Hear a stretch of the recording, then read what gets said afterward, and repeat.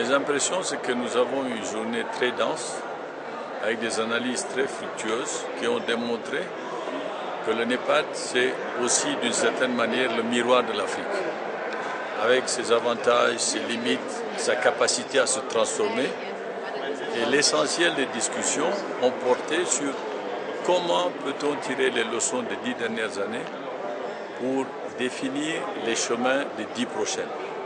Et ça a été fait avec une sincérité et une franchise absolue qui a visé nos défauts, nos contraintes, nos faiblesses, mais qui a en même temps dit comment ce programme défini par les présidents Beki, Obasanjo, Wade, Bouteflika, Moubarak a pu aider l'Afrique à vraiment bouger de l'avant.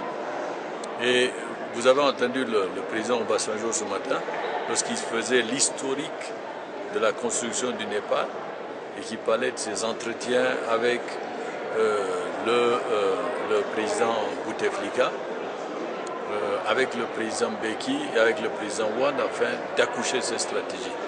Cette stratégie qui est basée d'une part sur la bonne gouvernance et ensuite sur des stratégies sectorielles très précises a pu amener une transformation avec des limites qui certes existent et sont réelles, mais auxquelles nous devons nous attaquer durant les 10 années à venir.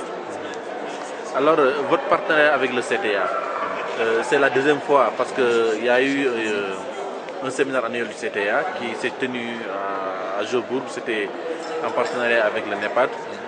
Voilà encore une deuxième fois. Qu'est-ce qui explique cela? Qu'est-ce qui sous-tend cela? Avec le CTA, nous avons un partenariat stratégique.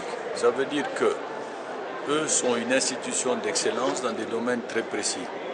La recherche et puis tout ce qui est nouvelles technologies de l'information et de la communication.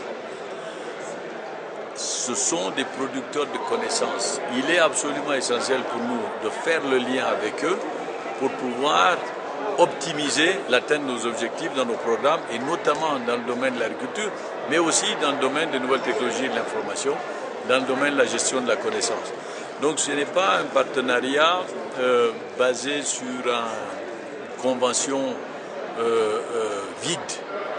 C'est un partenariat qui réalise, comme vous le disiez, des choses très concrètes que l'on évalue afin de pousser au développement de nos secteurs et notamment au développement du secteur agricole.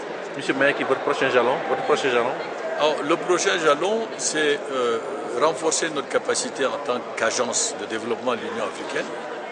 Deuxièmement, effectuer un meilleur lien avec le mécanisme africain d'évaluation par les pairs pour pousser à la mise en œuvre des recommandations qui sortent des exercices du MAEP en vue d'une meilleure gouvernance.